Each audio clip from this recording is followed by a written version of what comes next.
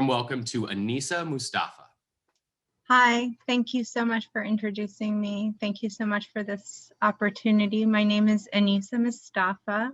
I am from Springfield, Virginia.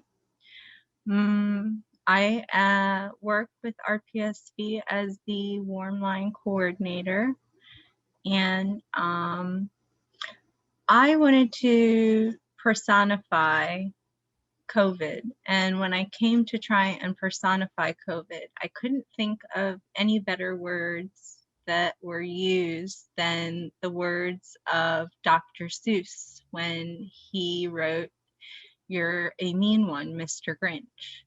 So I am going to do, "You are a mean one, dear COVID. You're a mean one, dear COVID. You really are a heel. You're as cuddly as a cactus. You're as charming as an eel. Dear COVID, you're a bad banana with a greasy black peel. You're a monster, dear COVID. Your heart's an empty hole. Your brain is full of spiders. You have garlic in your soul. Dear COVID, I wouldn't touch you with a 39.5-foot pole. You're a foul one, dear COVID. You have termites in your smile. You have all the tender sweetness of a seasick crocodile. Dear COVID, choice between the two of you, I take the seasick crocodile. You're a vile one, dear COVID. You're a nasty, wasty skunk. Your heart is full of unwashed socks. Your soul is full of gunk. Dear COVID, the three words that best describe you are as follows, and I quote, stink, stank, stunk. You're a rotter, dear COVID. You're the king of sinful thoughts. Your heart's a dead tomato splotched with moldy purple spots.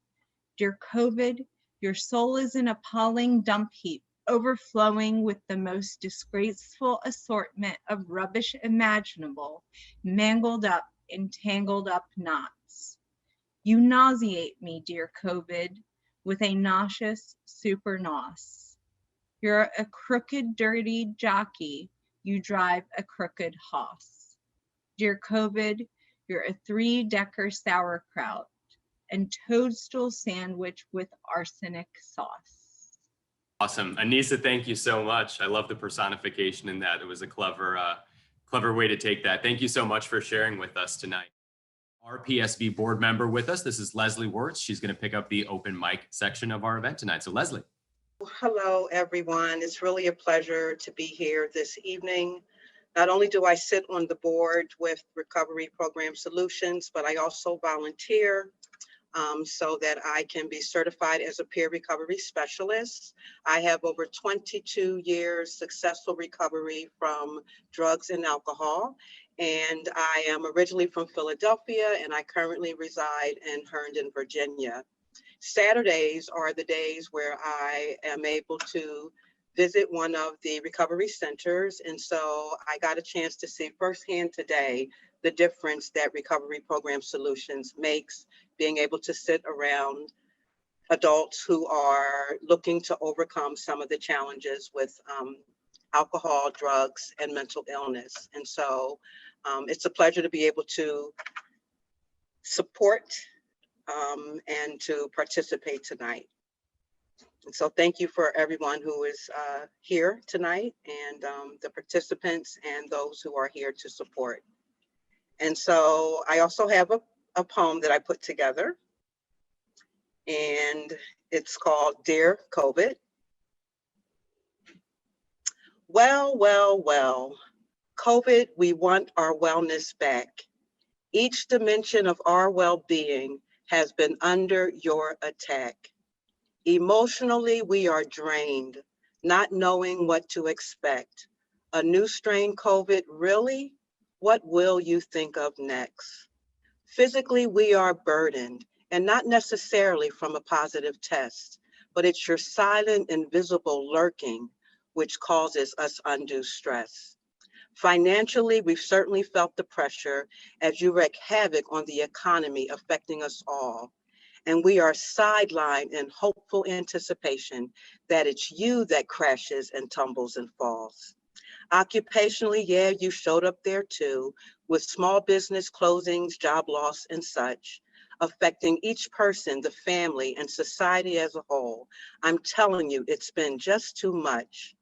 Environmentally, we admit to improve conditions, reduce pollution, better air quality, and noise is down. But the cons far outweigh the pros because the overall damage you've caused is much more profound. Intellectually, you leave us dumbfounded. Who can understand or reason with your train of thought? And the world's most distinguished scholars, like the rest of us, are puzzled and distraught. And socially, oh my goodness, you made it risky to love on our family and friends. But it's relationship that we need now more than ever. Is love, kindness, and connection something you comprehend? Spiritually, now that's where true power is found. The light within we fight hard to maintain. We keep praying and believing for a better tomorrow, healing, freedom, and wellness again. You've made our work that much more important as our vulnerable neighbors are further distressed. But we will stand in the gap, dear COVID. Overcoming challenges is what we do best. Thank you. Beautiful, Leslie. Thank you so much for sharing with us tonight. And thank you for the very important work that you do in our community with RPSV. Michelle Harrell. Michelle. Hello, I'm Michelle Harrell. I'm board chair of RPSV. I'm also a special projects coordinator. So what no one else wants to do becomes a special project and I coordinate it. I wrote this poem about COVID during a time when I felt there was little hope and I wanted to offer some. Thank you.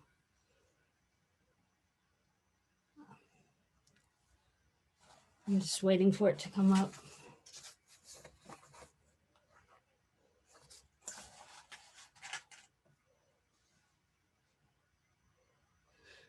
Dear COVID, you are a thief. This year you have stolen many moments of joy, freedom, a million reassuring and comforting hugs.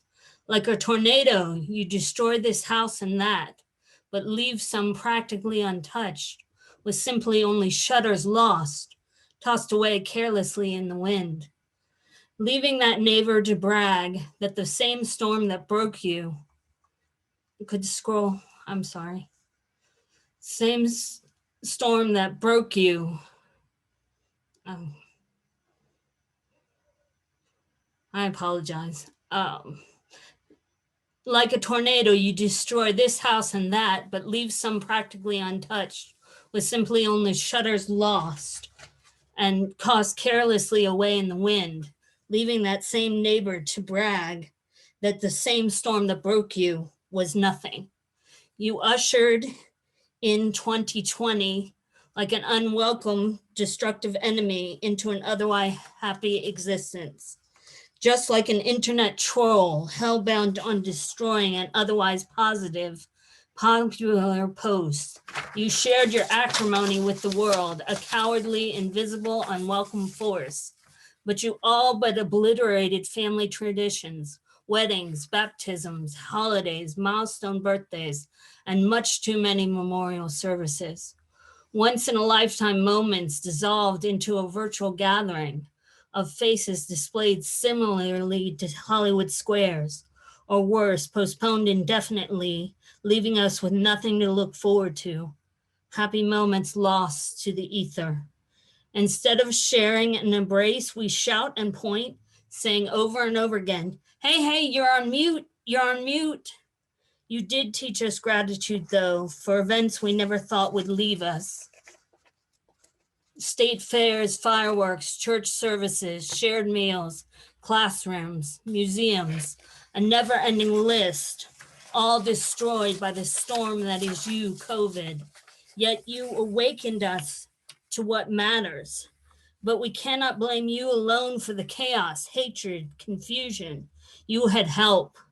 Those who believe you are a mirage something that would vanish as one comes closer, laughing at barriers of safety, as hundreds and thousands of our loved ones were placed 6 feet under because some would not stay 6 feet away.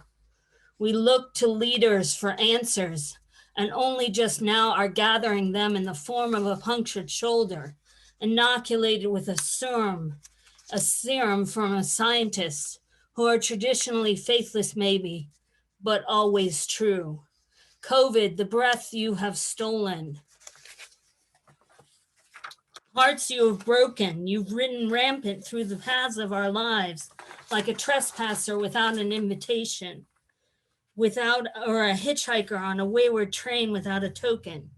You are the Grinch, the Scrooge, Voldemort, the devil, yet hope remains, carrying gratitude gracefully over her shoulders. You've taken so many of our family members and friends, but you have underestimated hope's strength, which will remain long after you are a distant, ugly memory. And you'll be nothing more than a layer of dust polished away from a beloved antique.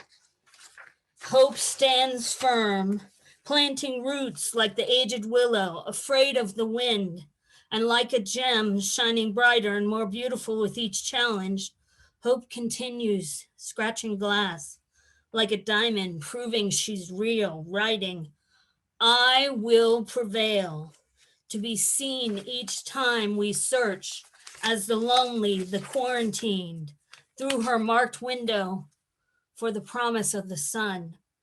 Hope writes for all of us to see. Nothing is impossible when you are stronger than your enemy. Signed simply, me. Thank you. Thank you, Michelle. Hope stands firm. Love that. Our next presenter tonight is going to be Rebecca Byrd. Rebecca. Hello there. So I'm from Fairfax and I work with RPSV. And the poem I'm going to read is dedicated to those who feel isolated. So, dear COVID, here's a poem dedicated to those who are feeling isolated. It's about time.